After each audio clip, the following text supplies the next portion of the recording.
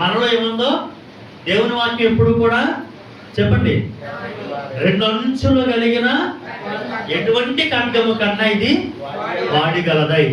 ఏం చేస్తుంది? ఎదరికే దూసుకెళ్తుంది, వెనక్కి దూసుకొస్తుంది. జాగ్రత్త. అంచేత ఇప్పుడు అబ్రహాము మరి దీర్ఘశాంతము కలిగినటువంటి వాడు. హల్లెలూయా. పరిచర్య చేయడంలో చూస్తాం. పరిచర్య చేయడంలో ఈ ముసలోళ్ళు ఇద్దరు ఎవరన్నా, శారా, అబ్రహాము, ముసలోళ్ళు ఇద్దరు ఏం చేశారు? చూసారంట. దూరం నుంచి చూస్తా ఉంటే ఏం జరిగిందంట? 3 మనుష్యులు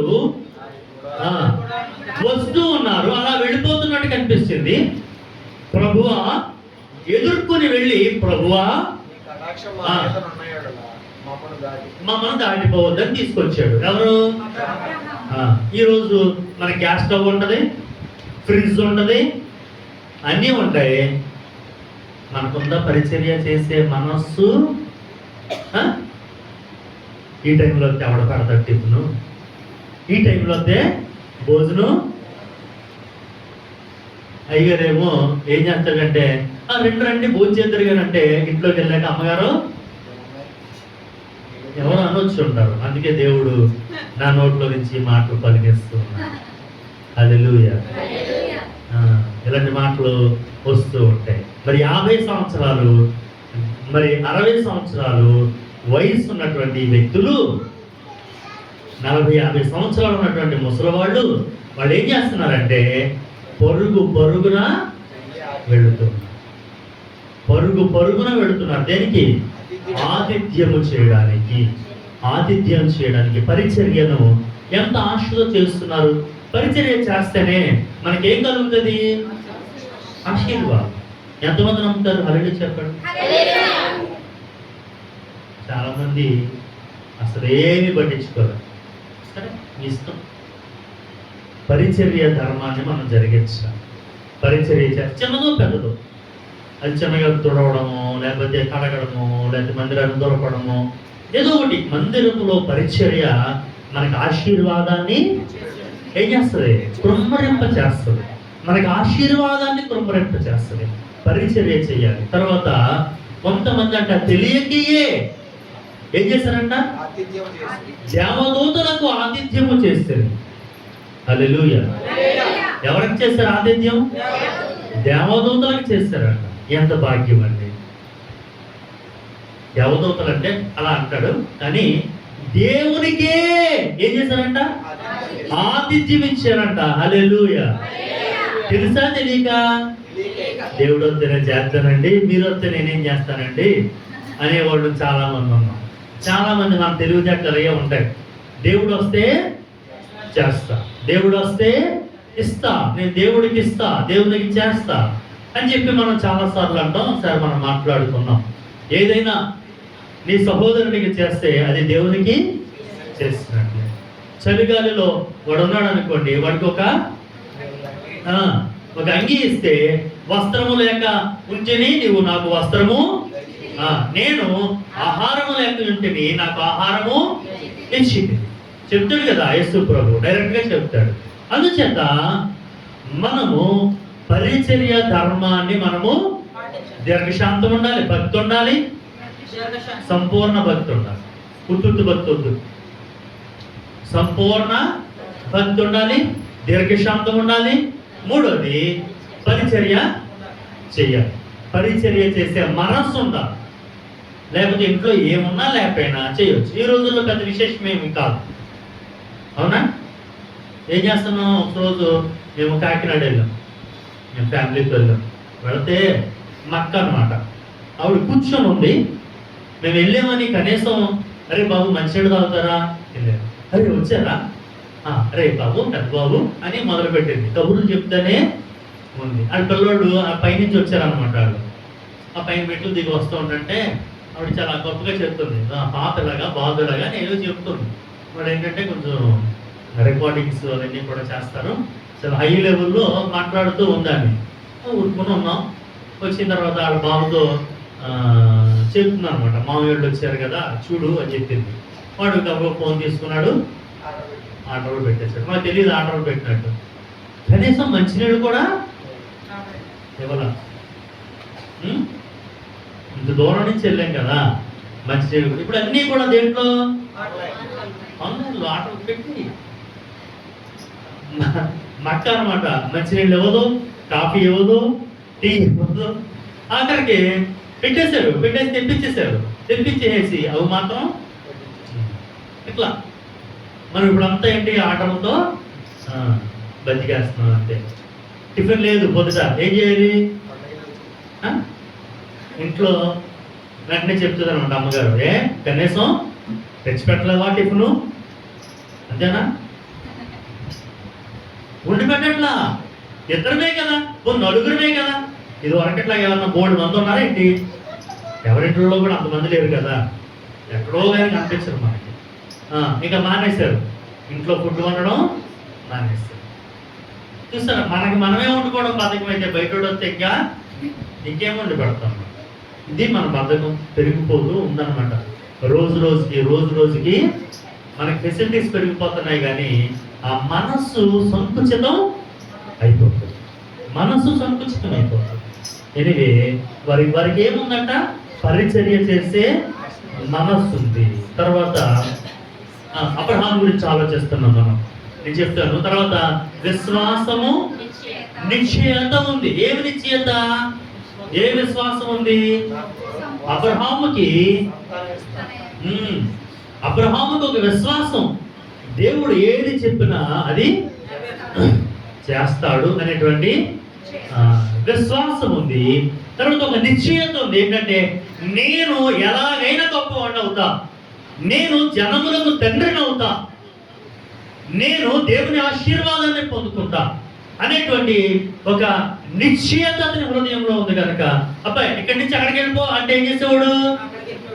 వెళ్ళిపోయాడు. అక్కడి నుంచి ఇంకొంచెం అక్కడికి వెళ్ళిపోమంటే మనం ఊరుకుంటామా? కుర్చీలోంచి లేపితే పాస్టర్ గారిని ఏకేస్తాం. ఈ ప్లేస్ లోంచి ఇంకో ప్లేస్ లోకి వెళ్ళమని అంటే పాస్టర్ గారిని మామూలుగా ఉండదు అసలు. ఈ మధ్య మరీ ఎక్కువైపోయింది.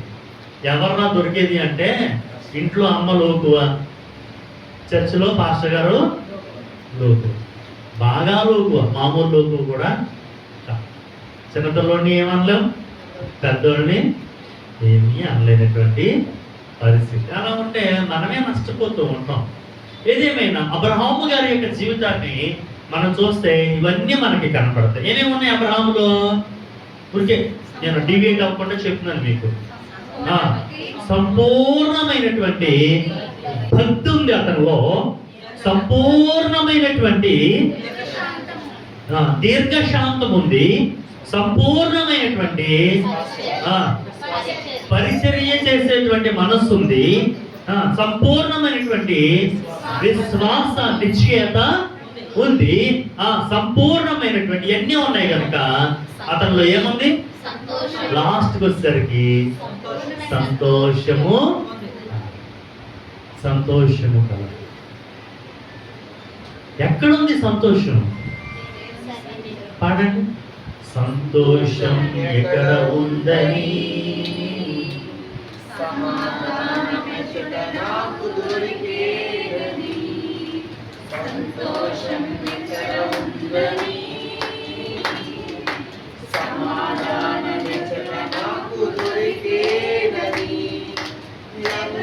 కొంచెం సంతోషంగా పాడండి. పాడితే అది మాది.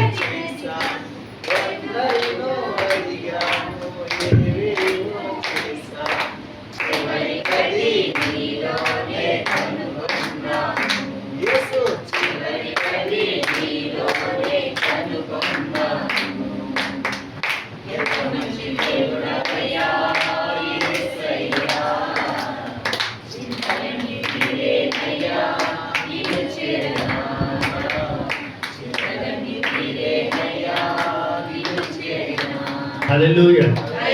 సంతోషం. మీరు సగం సంతోషంతో పాడినందుకు. సంతోషం పాట సంతోషంతోనే పాడాలి. అలా సంతోషం అనేటువంటిది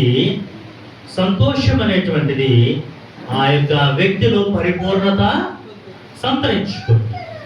ఇప్పుడు ఈ యొక్క అబ్రహాము సంతోషిస్తూ ఉన్నాడు. లోతు పరిస్థితి చూడండి.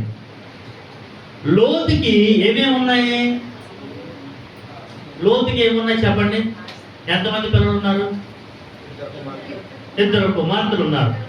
భార్య ఉంది, అల్లుడిని చూసేసుకున్నాడు. తర్వాత ఇంకేమున్నాయి అతనికి? పశు సంపద ఉంది, బంగారం ఉంది, వెరీ గుడ్. ఇంకా ఆస్తి ఉంది, నౌకర్లు ఉన్నారా?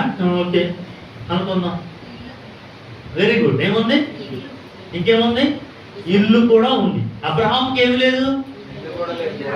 గుడారంలో ఉన్నాడు. కానీ ఈయనకేముంది? మనకి చాలా సార్లు కనిపిస్తుంది ఆ మాట. 18వ అధ్యాయంలో 12వ అధ్యాయం అది కాదు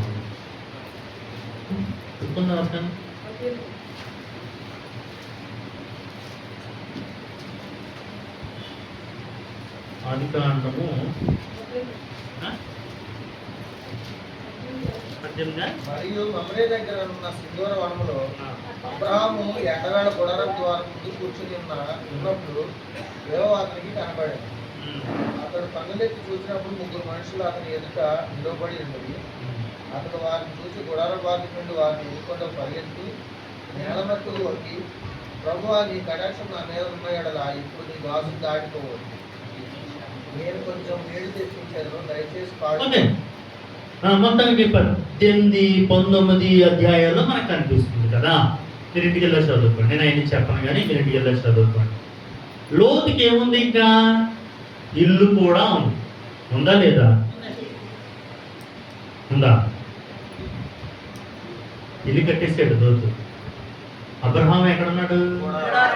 అరే, అబ్రహాముతో ఉన్నటువంటి వ్యక్తి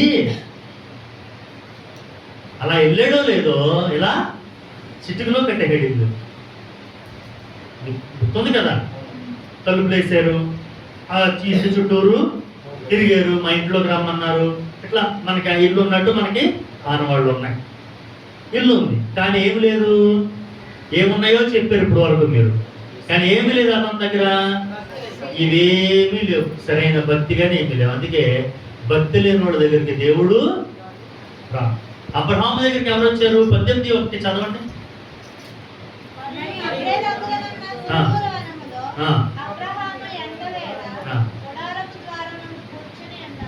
గుడారము దగ్గర ద్వారం మీద కూర్చుని ఉన్నప్పుడు యెహోవా అతనికి కనబడెను. హల్లెలూయా. 19వ అధ్యాయం మొదటి వచనం చదవండి.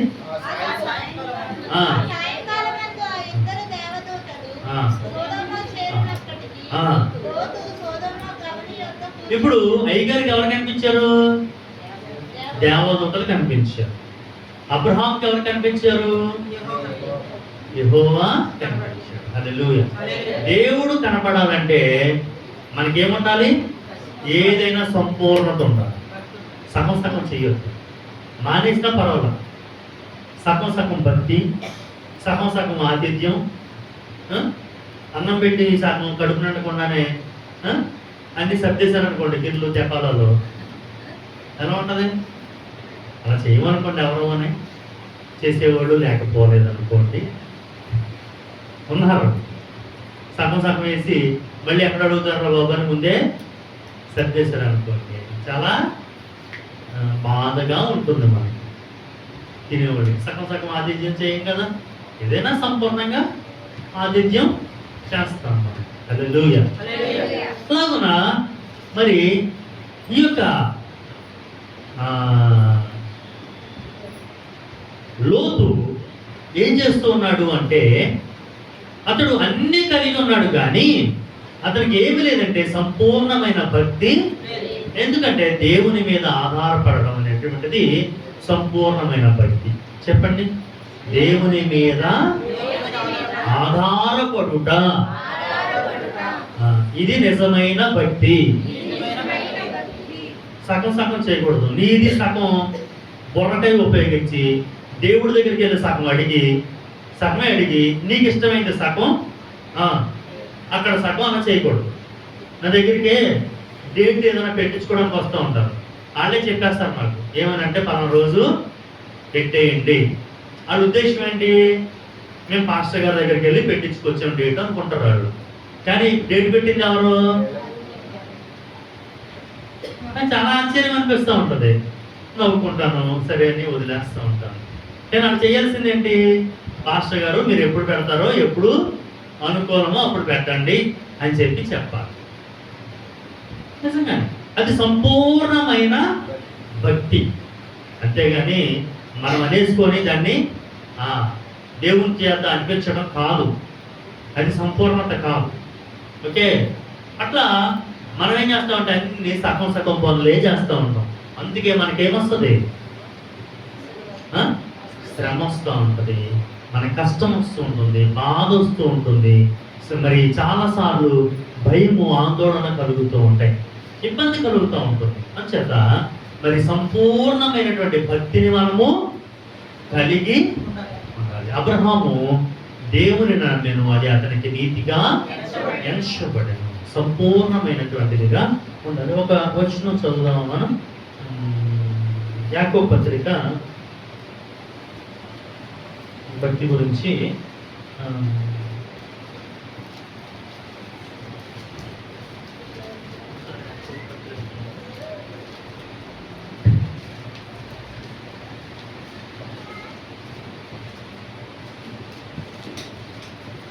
రెండవ అధ్యాయము 3వ వచనం చదవాలి. మీరు ప్రశస్త వస్త్రములు ధరించుకుని వారిని చూచి సన్మానించి నేను ఇక్కడ మంచి స్థలంలో కూర్చున్నామని చెప్పి ఆ దరిద్రుడితో నేను ఇక్కడ నిలుము, లేక ఇక్కడ నా పాదపీఠంలో దేవుడు కూర్చున్నామని చెప్పిన ఎడల మీరు మనస్సులో భేదములు పెట్టుకొని మీరు దురాలోచనతో విమర్శ చేసిన వారు అనుకుంటారు. నా ప్రియ సహోదరులారా ఆలకించుడి. 2:5 లోక విషయంలో దరిద్రులైన వారిని, ఈ లోక విషయములో దరిద్రులైన వారిని విశ్వాసమందు భాగ్యవంతులుగాను భాగ్యవంతులుగాను తన్ను ప్రేమించు వారికి తాను వాగ్దానం చేసిన రాజ్యమునకు వారసులుగాను ఉండుటకు దేవుడు ఏర్పరచడం లేదా? ఇప్పుడు విశ్వాసములో ఎలా ఉండాలంట, మనం భాగ్యవంతులముగా ఉండాలంట. హల్లెలూయా. దేంట్లో ఉంటున్నాం మనం భాగ్యవంతులుగా? దేంట్లో ఉంటున్నాం? అందుకే దెబ్బతింటున్నాం మనం. అన్ని విషయాల్లో భాగ్యవంతులుగా కనపడాలని ప్రయత్నం చేస్తున్నాం. మన ఇల్లు, మన బట్టలు, మన కారు, మన అంగు ఆర్పాటం, ఇవన్నీ ఏమవుతున్నాయంటే భాగ్యవంతులముగా కనపడడానికి ప్రయత్నం చేస్తుంటే అసూయపడేటువంటి వాళ్ళు చాలా మంది ఉండొచ్చు. అంతేకాకుండా అపవాది శక్తులు కూడా మన మీద పనిచేస్తూ ఉంటాయి. భాగ్యవంతులు కాకూడదని కాదు, కానీ దేవుని చేత మనము భాగ్యవంతులమని ఎంచబడాలి. దేవుని చేత ఆశీర్వదింపబడి భాగ్యవంతులముగా మనం మార్చబడాలి. హల్లెలూయా. అందుచేత విశ్వాసములో మనం ఎలాగుండాలంట? మామూలు విషయాల్లో భాగ్యవంతుడువా కావా అనేది వేరే విషయం. మనకి చాలా మంది కనపడతారు, డైరెక్ట్గా కనపడతాడు భాగ్యవంతుడు ఒకడు. ఎవరు? భాగ్యవంతుడు ఒకడు దావీదు విషయములో కనిపిస్తాడు. Very good. నాబాలు భాగ్యవంతుడు ఒకడు ఉండెను, అతడు భాగ్యవంతుడే కానీ అతడు మొరటివాడు అని చెప్పబడుతూ ఉందన్నమాట. విశ్వాసములో భాగ్యవంతురాలైన స్త్రీ అబీగయేలు. అబీగయేలు పేరు దావీదుకి భార్యగా చేయబడింది. దేంట్లో భాగ్యవంతురాలు? విశ్వాసములో భాగ్యవంతురాలు. ఈయన గారు దేంట్లో భాగ్యవంతుడు? లోక విషయములో భాగ్యవంతుడు. అందుకని అతనికి ఏమొచ్చింది? మొరటతనం వచ్చేసింది. చాలా కొంచెం ఆస్తి కలిగి ఉన్న ఏం కలుగుతుందంటే గర్వం కలుగుతుంది.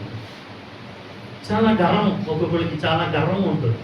ఆడెవడో మన రాత్రి బస్సుని ఇది చేసేసాడు కదా, క్రాష్ చేశాడు కదా, ఇది అందరికి తెలుసు కదా. మన రాత్రి మరి ఆ కుర్రోడు ఆ బండి తిప్పుతూ సీసీ కెమెరా ఫుటేజ్ చూపిస్తున్నాడు అనమాట. టీవీలో చూపిస్తున్నాడు. ఆ బండిని ఎలా తిప్పాడు? తాగేస్తున్నాడు. అని మరి చేసే తాపి మేస్త్రి ఏదో పని అంట. అడిగి ఏంటంటే మేస్త్రి కదా, ఫుల్ డబ్బులు ఉన్నాయి, బండి నిండా పెట్రోల్ కొట్టించారు. బండిని ఎలా తిప్పుతున్నాడు అంటే చాలా రఫ్గా, ఆ డ్రైవింగ్ కూడా రఫ్గానే చేస్తున్నాడు. వీడికి ఏమొచ్చింది హృదయంలో? గర్వం. ఏ అంటే పాపం వాళ్ళ పరిస్థితి అప్పటి వరకు వేరు, ఇప్పుడు కాస్త ఏమున్నాయి వీడికి? డబ్బు వచ్చింది, గర్వం వస్తుంది. ఈ యొక్క అబిగయీలు భర్త అయినటువంటి ఏం పేరమ్మా? నాబాలుకు కూడా ఏమొచ్చింది? గర్విష్టి అయిపోయాడు. గర్వం నాశనమునకు ముందు ఏం నడుస్తుంది? వాడు చావడమే కాదు, ఎంతమంది చచ్చిపోయారు పాపం? అంతమంది చచ్చిపోవడానికి కారణం అయ్యాడు వాడు ఒక్కడే. చూస్తారా ఎంత దౌర్భాగ్యమైనటువంటి పరిస్థితి? 22 మంది చచ్చిపోవడానికి కారణం ఏంటంటే వాడి గర్వం. వాడు ఎక్కడ కూడా అణుచుకోవట్లేదు గర్వాన్ని, చాలా రఫ్గా అరుస్తున్న అరుపులు కూడా వినపడినాయి కదా. పెట్రోల్ బంక్లో అరుస్తున్నాడు వాడు, రికార్డ్ అయినాయి అవి కూడా, వాడు అరుపులు కూడా రికార్డ్ అయినాయి. ఎందుకంటే చాలా మంది బయట చూస్తూ ఉంటాం, చాలా గర్వంగా మాట్లాడతారు. నాశనానికి ముందు ఏమి నడుస్తుంది? ఇప్పుడు అబ్రహాముకి ఇవన్నీ కూడా ఉన్నాయి, లోతుకి ఏమి లేవంటే దేవుడు లేడు. సరే, దేవుడు అబ్రహాము దగ్గరికి వచ్చాడు కానీ లోతు దగ్గరికి ఎవరు వెళ్ళారు? దేవదూతలు. నీ ఇంటికి నా ఇంటికి నువ్వు పరిచర్య చేసేటువంటి వ్యక్తివా, దేవుడు వస్తాడు. చాలా జాగ్రత్త, ముత్యాలు రాలిపోతాయి, జాగ్రత్త. మీరు వెనక్కి చూడకండి, ఇంటే చూడండి, నా వైపే చూడండి, మీరు వెనక్కి చూడదు. మనం పరిచర్య చేసేటువంటి ధర్మం కలిగిన మనస్సు కలిగితే మన ఇంటికి ఎవరు వస్తారు? చెప్పండి, దేవుడు వస్తాడు. హల్లెలూయా. మనకి దీర్ఘశాంతం ఉన్నట్లయితే మన ఇంటికి ఎవరు వస్తారు? దేవుడు వస్తాడు. హల్లెలూయా. మనకి సంపూర్ణటువంటి భక్తి కలిగి ఉన్నట్లయితే మన ఇంటికి ఎవరు వస్తారు? దేవుడు వస్తాడు. ఇప్పుడు దేవుడు వస్తే ఏం కలుగుతుంది? సంతోషము కలుగుతుంది. హల్లెలూయా. అట్టి సంతోషాన్ని మనం అందరము కూడా పొందుకొందుముగాక.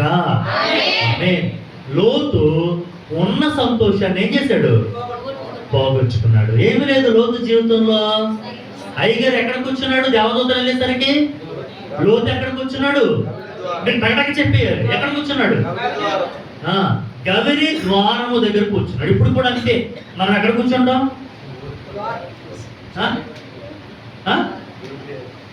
చెప్పాలి, ఎక్కడ కూర్చుంటాం?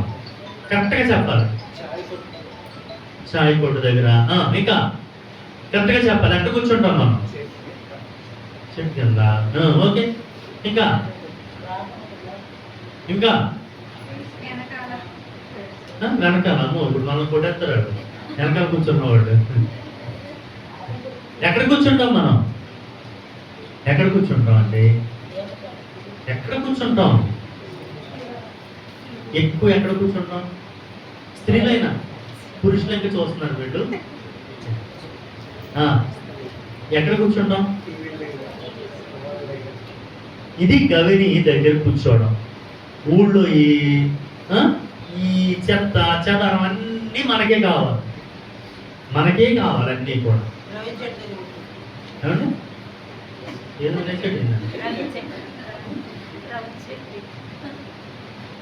అర్థం కాదా? రౌత్ చెట్ట అంటే రావి చెట్ట, రవిడి చెట్ట.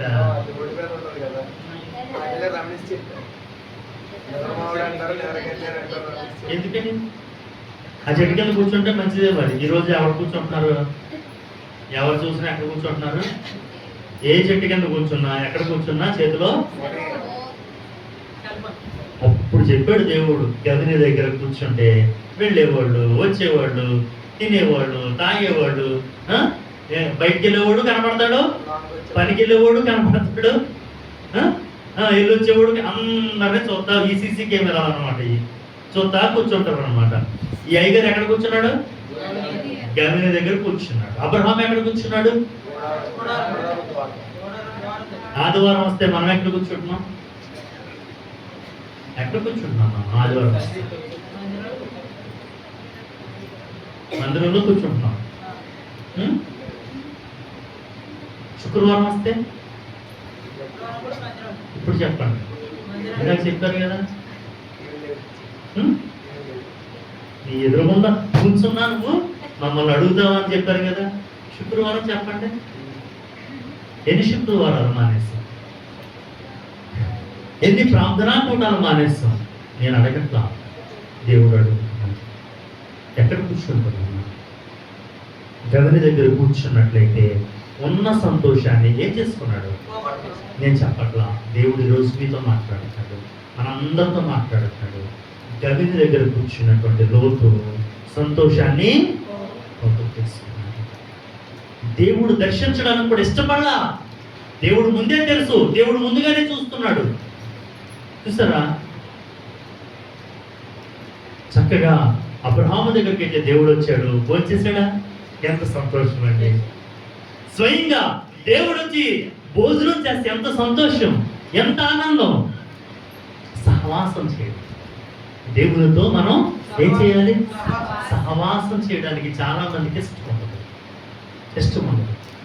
ఏం చేయాలి అంటే దేవునితో మనము సహవాసం చేయాలి. దేవునితో. ఓకే, అయ్యగారు ఏం చేశాడు? చాలా తెలివైనడు.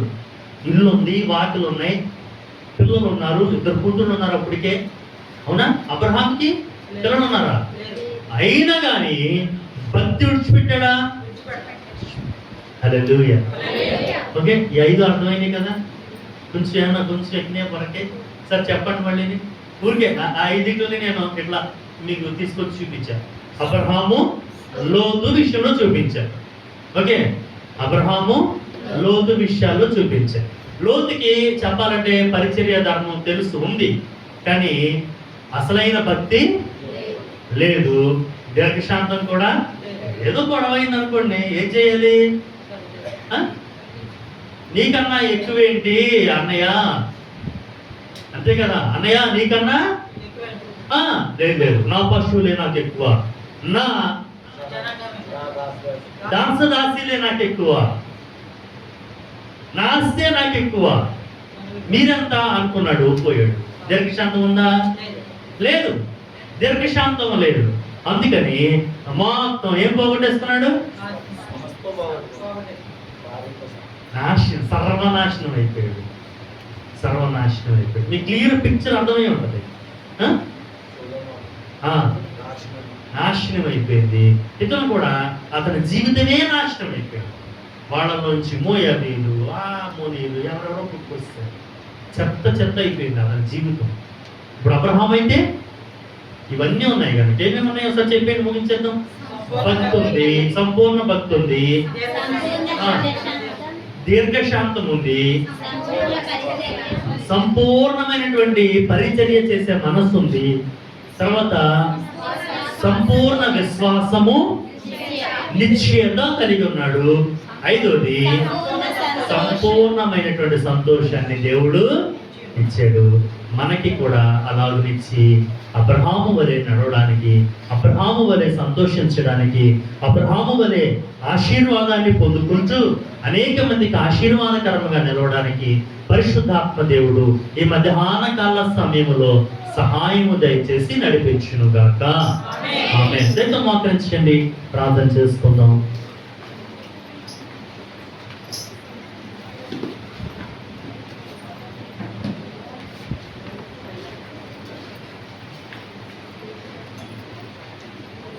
ఈరోజు దేవుడు మనల్ని అడుగుతున్నాడు, ఎవరు భాగ్యవంతులు? ఎవరు భాగ్యవంతులు?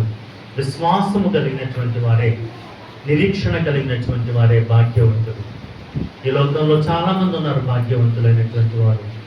లోతు కూడా భాగ్యవంతుడే, కానీ అతనిలో భక్తి లేదు, అతనిలో ఏ విధమైనటువంటి దీర్ఘశాంతము లేదు, విశ్వాసానికి నిశ్చయత లేదు, అతనిలో ఏ విధముగా కూడా పరిచర్య చేసేటువంటి ధర్మం లేదు, అతనిలో ఏ విధముగా కూడా సంతోషం అనేటువంటిది లేదు.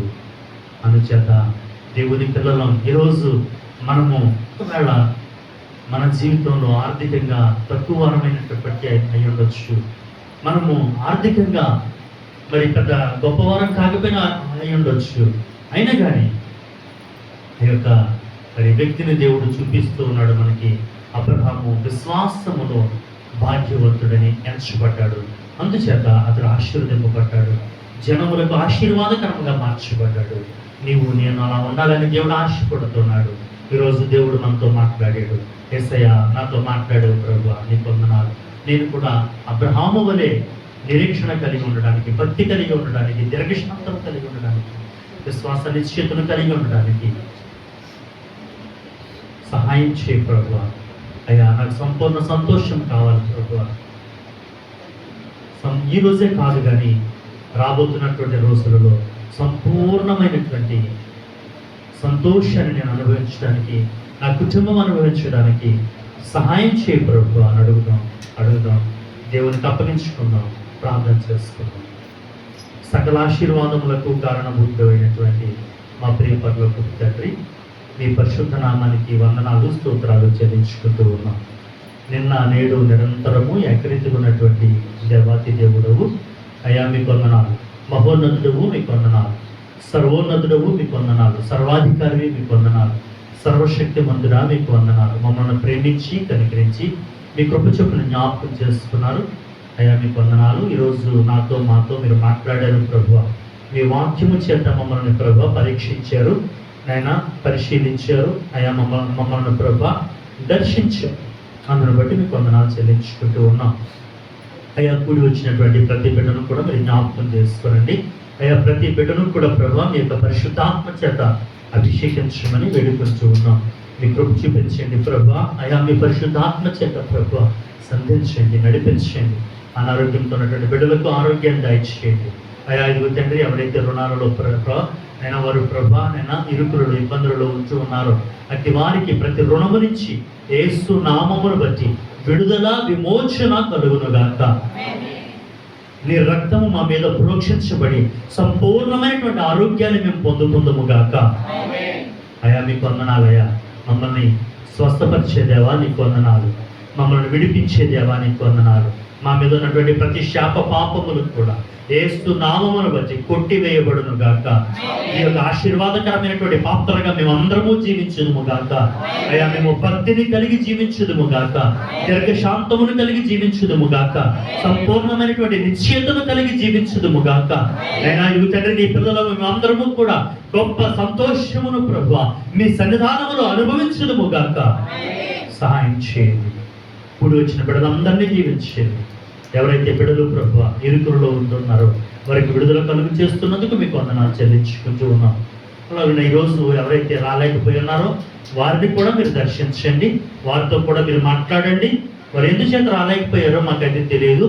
వారు ఉన్న ఇరుకులలో ఇబ్బందుల్లో నుంచి వారికి విడుదల కలుగు చేయమని వేడుకుంటూ ఉన్నాం. అలాగే ప్రభువా రాబోతున్న వారం అంతా కూడా కృపాక్షేమాల చేత నడిపించమని నైనా నీ కృప చూపించమని వేడుకుంటూ రాబోతున్న వారము అయ్యా ఇదిగో తండ్రి మొట్టమొదటి వారము అయ్యా ఇదిగో తండ్రి నీ సన్నిధానంలో మేము అందరము కనపడి మిమ్మల్ని స్తుతించడానికి సహాయం చేయమని అయ్యా ఇదిగో తండ్రి నైనా మొట్టమొదటి సోమవారంలో కూడా ప్రభువా నీ సన్నిధిని మేము అనుభవించులాగున అనేక మంది దైవ సేవకులు కూడి వచ్చేలాగున సహాయం దయచేయమని వేడుకుంటూ ఉన్నాం. కనికరించండి ప్రభువా. అయ్యా ఇదిగో తండ్రి నీ సన్నిధానంలో ఉదయకాలం నుంచి మధ్యాహ్న కాల సమయం వరకు నిలిచినటువంటి ప్రతి బిడ్డను కూడా మీరే జ్ఞాపకం చేసుకున్నామని, సమస్త మహిమ ఘనత ప్రభావాలు మీరే పొందుకున్నామని మా కొరకు తిరిగి త్వరగా రానయ్యున్న యేసయ్య పరిశుద్ధ నామాన్ని బట్టి స్తుతించి ప్రార్థించి అడిగి వేడుకొనుచున్నాము తండ్రి. మన తండ్రి అయినటువంటి దేవుని యొక్క ప్రేమ, ప్రభు అయినటువంటి యేసుక్రీస్తు వారి యొక్క కృప, పరిశుద్ధాత్మని యొక్క నిత్య సహవాసం కూడి ఉన్నటువంటి మనకును లోకం ఉన్నటువంటి పరిశుద్ధులందరికీ ఇప్పుడును సదాకాలము తోడై ఉండి నడిపించును గాక. ఆమేన్. ప్రభు యేసు రక్తమే జయము, అపవాదికి లయము. ప్రభు యేసు రక్తమే జయము, అపవాదికి లయము. ప్రభు యేసు రక్తమునకు సంపూర్ణ విషయం, అపవాదికి అంతా నాశనము కలుగును గాక.